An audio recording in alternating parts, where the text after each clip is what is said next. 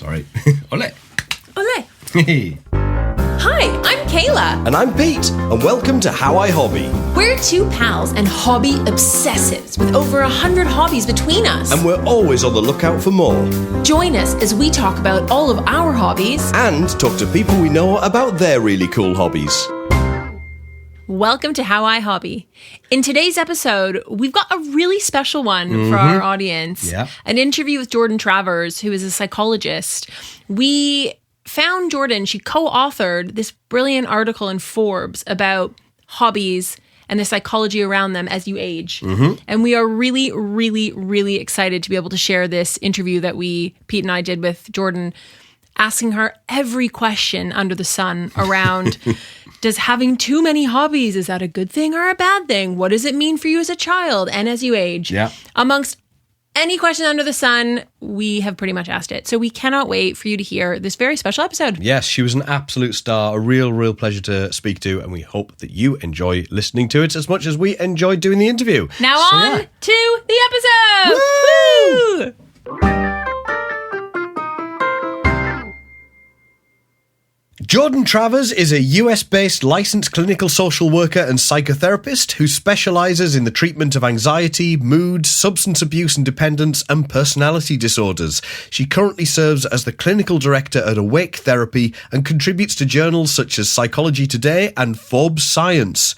Jourdan, welcome to the podcast. Welcome to the podcast! Thank you for having me. It's been a pleasure. Yes, and for us, it's been great. So for our listeners, we came across Jourdan through an article that she co-wrote with her husband Mark in Forbes. It was entitled, "There's No Such Thing as Too Many Hobbies, a Psychologist Explains." So we wanted to ask a few things about this. So just as a general thing, Jourdan, psychologically speaking, what are the benefits of having a hobby?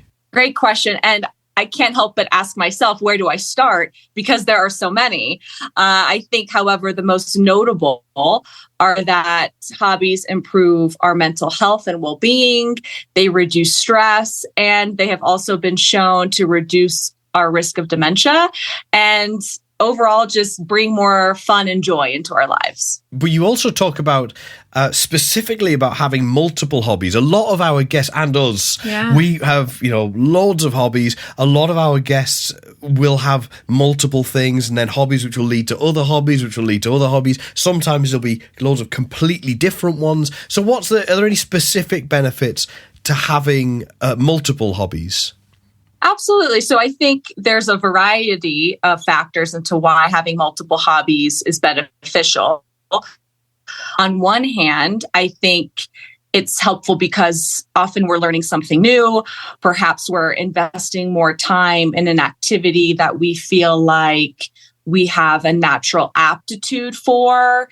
And we're also potentially expanding our social network, meeting new people, gaining new friends, and hopefully adding some levity in the process, giving us an opportunity to just kind of take a break from the mundane minutia of everyday life. Yeah.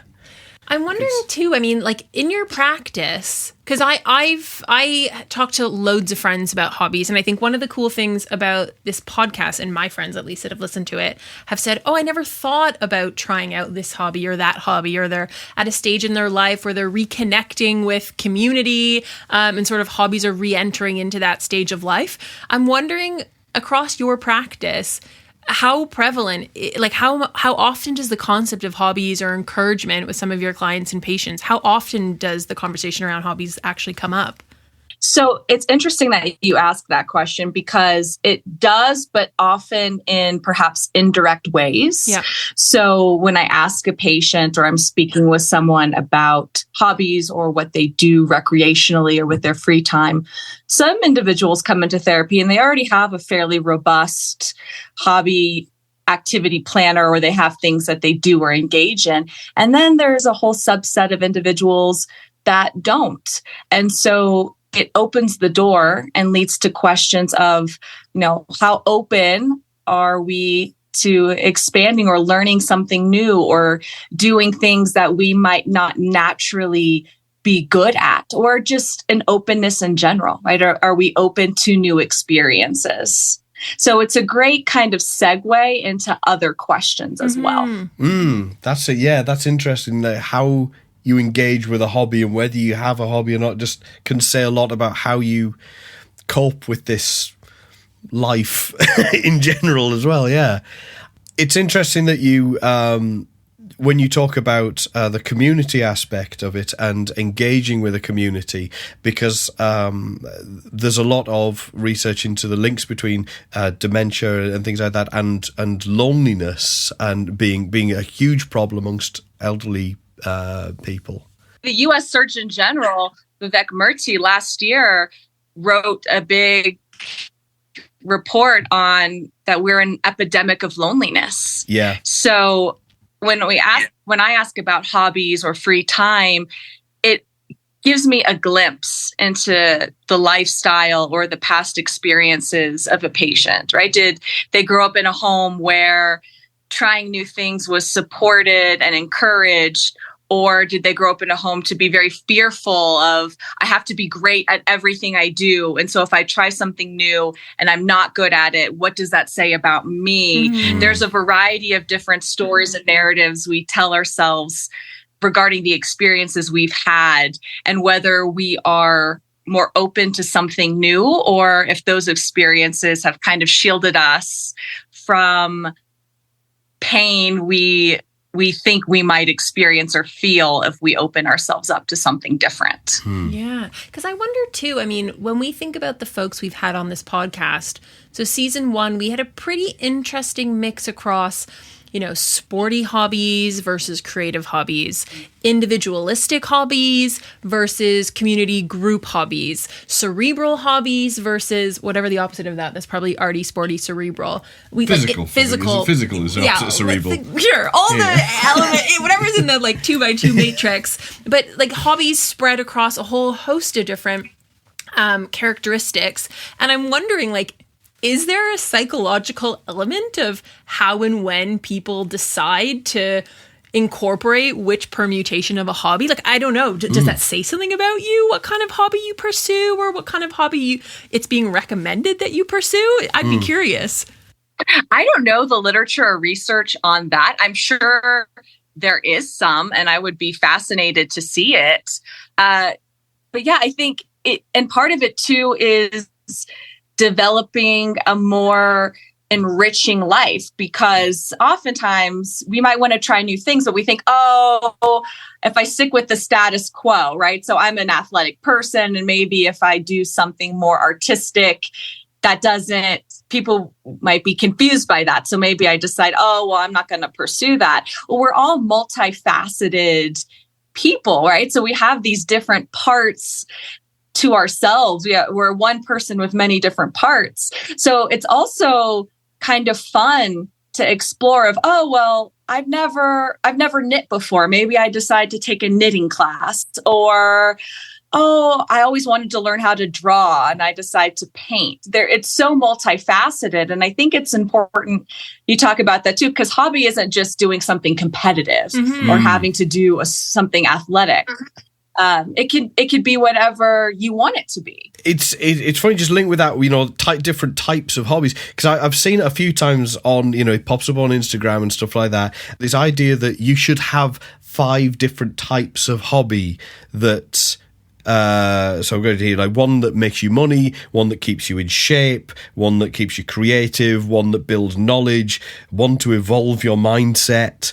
When I read things like that, I get a little bit concerned that it's about this toxification of leisure time. This idea that you've am I doing the right hobbies? Am I should I be doing this hobby now? I'm not developing the right part of myself. I need more hobbies that are going to do that. So do you think there's anything to this idea that some hobbies are more valuable to you, than psychologically than others? I like that question, Pete. Oh, thank you. Yeah, no problem. I do too. I actually agree with you, Peter. I would say that hobbies are something that are to be enjoyed. It's enjoyable. It's not meant to be something that's tedious. And if you're feeling like, I'm trying this hobby and maybe I'm doing it and then I decide, I don't really care for it, or it's starting to feel cumbersome, that might be a sign that it's time to take a break or shift to a new hobby. And I like to recommend like seasonal hobby. Sometimes it's I'm going to pick a new hobby each season, or sometimes it's okay, well, I've found these hobbies and I like them, so I'm going to rotate them and I'm going to do them depending on the time of year. You can make it what you want it to be, but I get really cautious when hobbies start to veer into the whole side hustle, needing to make money space, because at that point, it doesn't really become a hobby. You're veering more into finding a new job versus finding something that brings you inherent joy. I really love that point of view. Yeah. Because it's something that Pete and I have spoken about at length throughout this podcast, and also kind of around the definition of a hobby. Is the minute you commercialize it, is it still a hobby? Not only, as the classification of it, but what does that mean for your relationship to it? Yeah. And I think, we've interviewed some people, to be honest, who've actually transitioned their hobby into something that's revenue generating, that works for them, and all the power to them. Yeah. But you and I have also talked about, Pete, like when we have thought about commercializing other hobbies of ours, it also we lost all joy for it. Saps the joy for it, yeah. But it's interesting. It adds a pressure. Yeah. And we've had people who've like, they've had a hobby, it's become a job or an income generator, and that's killed it. So they've gone back to it as a hobby again. Mm-hmm. We've also had somebody who had a hobby, it became an income generating thing, and they kept doing it, but then they had to find another hobby. So they still had the need for a hobby once the old hobby became more of a, it wasn't a job for him, but he still sort of needed something else. So yeah, it seems like, we always need that something of no consequence. Yeah. I'm wondering, Jourdan, how you see the role of a hobby evolve over someone's lifetime, right? We've talked about dementia and the benefits of hobbies to, hopefully mitigate or risk of dementia. How do you see the role of a hobby evolve from kind of childhood through to adolescent, adulthood, whatever age Pete and I are at now, and then kind of retirement and beyond? How do you... Also, we're not the same. It's so very tough. We're not the same. We are not the same age. But how do you see the role? How do you see the role that hobbies play as people evolve and grow? So I think that's important too, because, and this is where it can get slightly, I don't want to say necessarily tangential, but it can expand. And oftentimes when I start to hear about hobbies or see hobbies, it's typically individuals who are a little bit older. There's a trend, especially in the States, in America, with children and especially junior athletes or just children in general, there's a lot of pressure and expectation for them to perform at a high level, whether that's getting in a sport and performing at a high level for potentially a scholarship at some point down the line, or performing because they want their child or the child themselves want to stand out amongst their peers. And while that's not inherently a bad thing, it also comes at a cost. Mm-hmm. And something that I have seen, especially in the States, also is this pressure to specialize at a young age. Yeah. And what can happen, and let's look at this athletically, and the research has shown this and stated this too. When an individual, whether it's an adult, professional athlete, or a young child, when they specialize at a really young age and they're only doing that one sport, their risk of overuse injury or just injury in general starts to increase, because I'm only using the same muscles over and over again.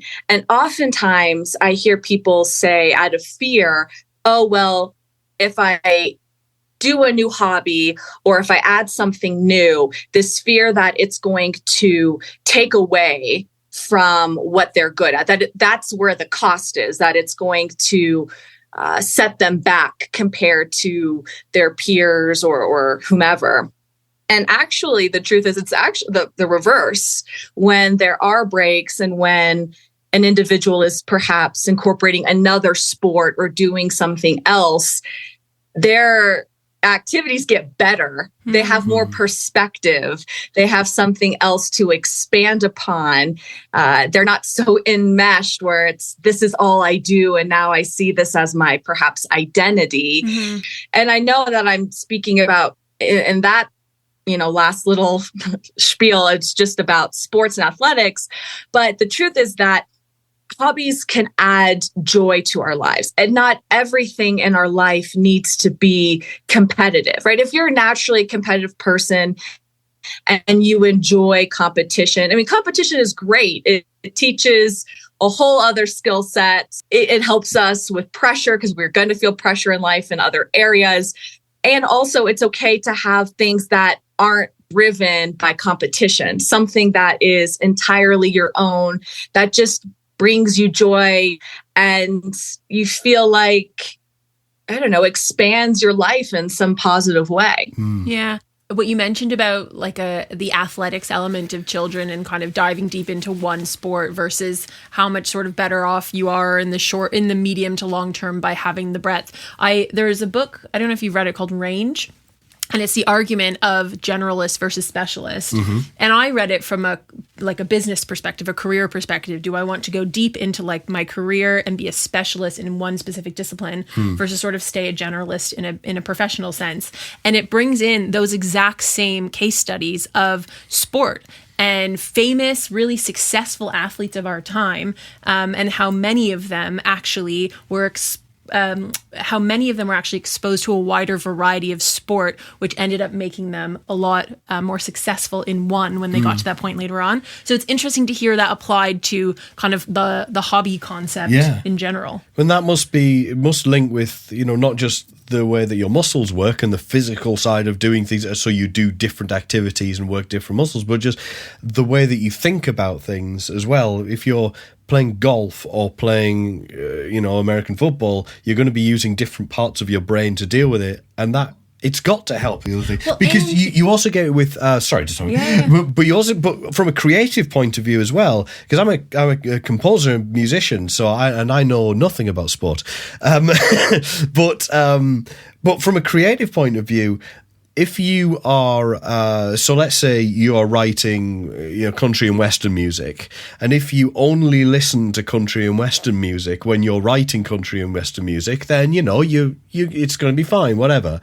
But the really interesting people who are writing in whatever genre it is will be listening to all sorts of other genres, and that informs what they're doing. So they're still writing country and western, but But because they've just had a little bit of listen to some, been listening to metal and funk and hip hop and whatever, it just makes what they're doing more interesting because it exercises the brain in a different way. And it also exposes people to a wider social network, right? A wider variety of people and perspective. So if you are a musician, but you start playing basketball, well, that's a network of people you wouldn't have met otherwise. And it sort of expands your mind in that way. And that's sort of what I was wondering about, like the evolution of people over time from childhood to adolescent to university to, my age and then Pete's age. I'm just kidding. But is how I know I'm really slagging you off here, but as a joke. But that's what I'm sort of wondering. Like, do our needs change when it comes to the requirements that we have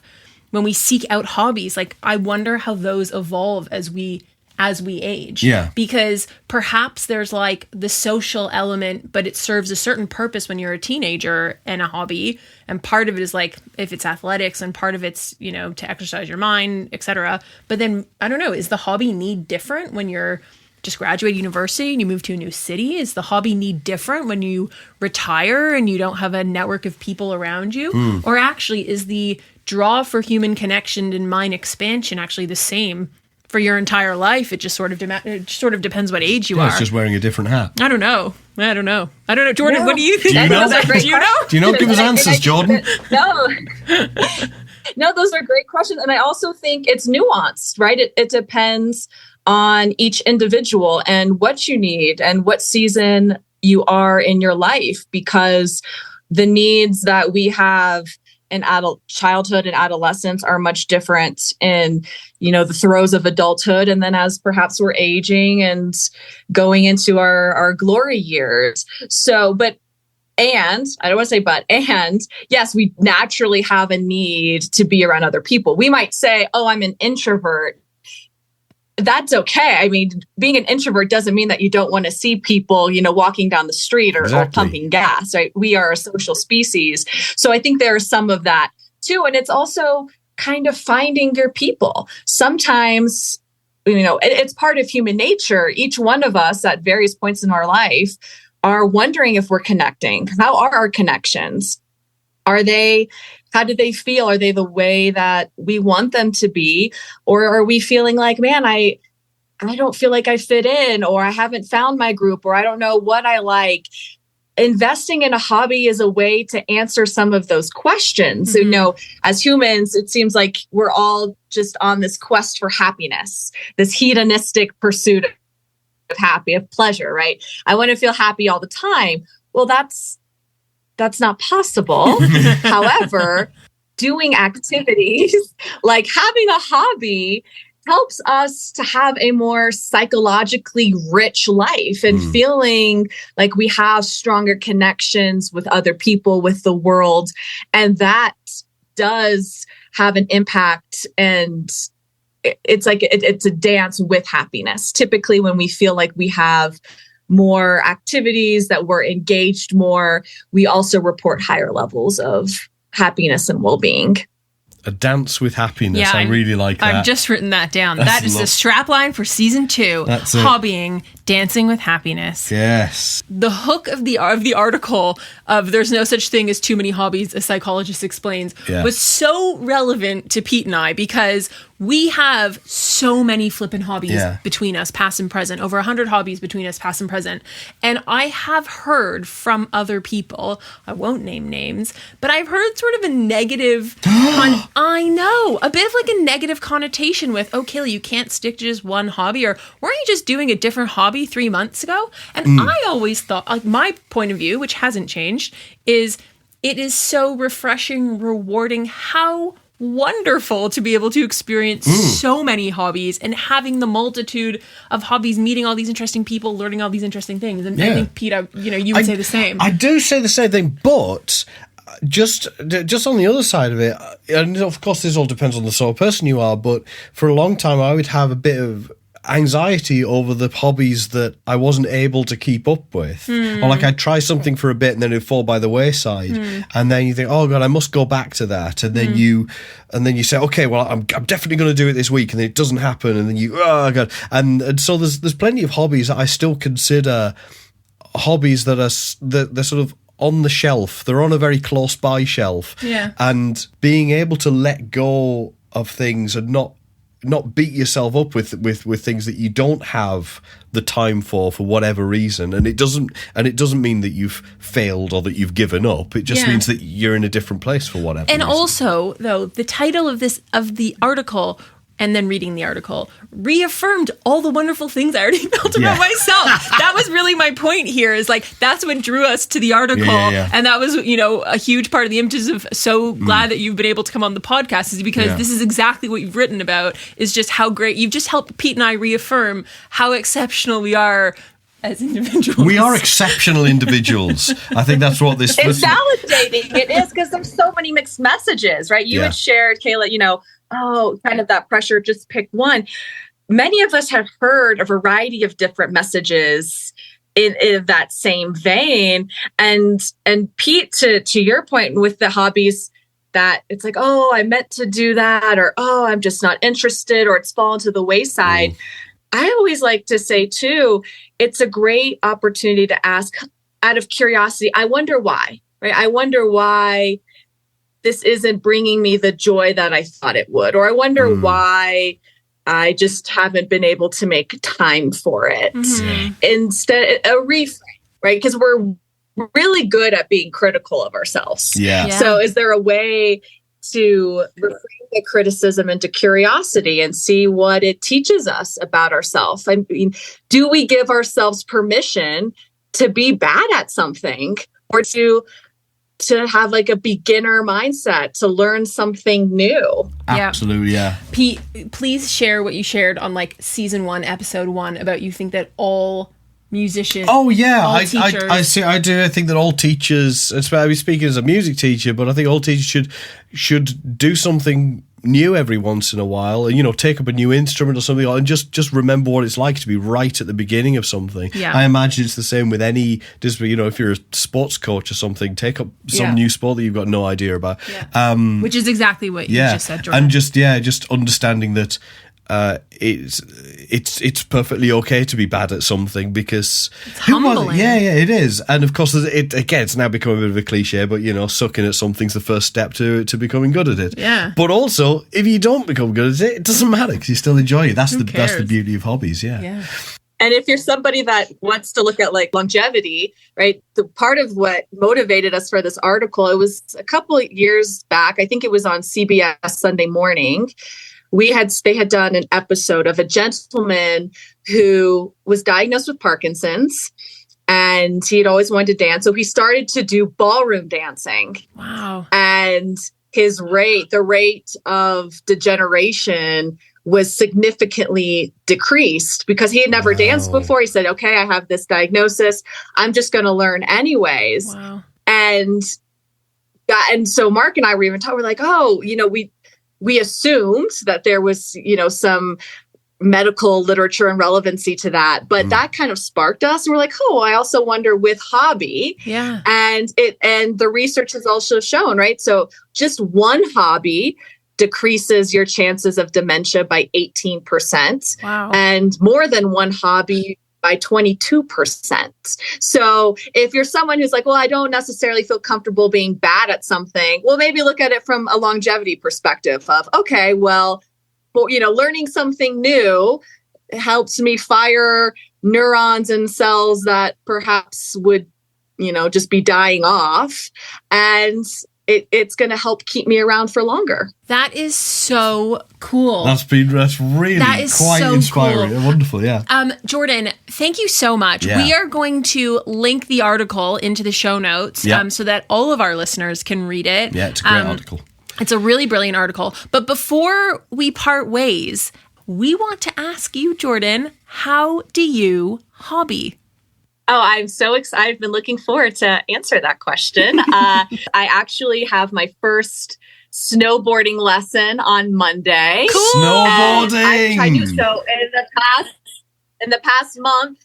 I have taken up Nordic skiing and rock climbing, 2 things I've never done before. Oh my God. So, and I'm not good at them, and it's wonderful. Wow. I'm not good at them, and it's wonderful. That's amazing. Oh my God. Well, you'll have to let us know how snowboarding goes. That is so exciting. Thank you. I'm so excited too. And it's try something new. Maybe you decide, I'm interested in this, and I don't know if I want to make it a hobby or not. Well, maybe just pay for a lesson, give it a shot. And if you're like, this sounds fun, maybe it's because sometimes there's a financial component to hobby that might deter someone.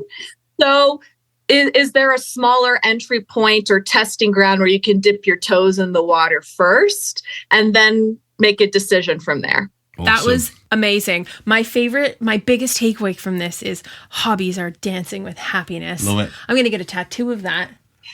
Yeah, why not? Why not?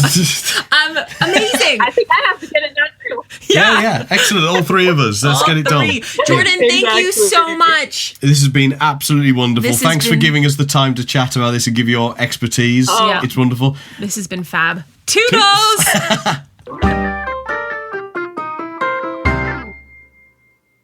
That was our interview with Jourdan Travers. We had a blast. Hope you did too. But before we go, we want to share this week's celebrity hobby. Drum roll. Oh, did you know Justin Bieber solves Rubik's Cubes? No way. That's so cool. Yeah. Wow. And that's a wrap. I've been Pete. And I've been Kayla. Rate and review us wherever you get your podcasts. It makes us much easier to find. And follow us on Instagram at howihobby. Did you know we also have a newsletter? I did. Subscribe for new episodes and behind the scenes chat. See you next time. Toodles!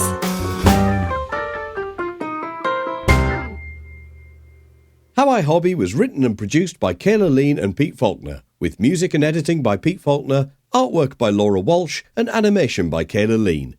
If you'd like to be featured on the show, email us at howihobby@gmail.com, follow us on Instagram at howihobby, or sign up to our mailing list at howihobby.com.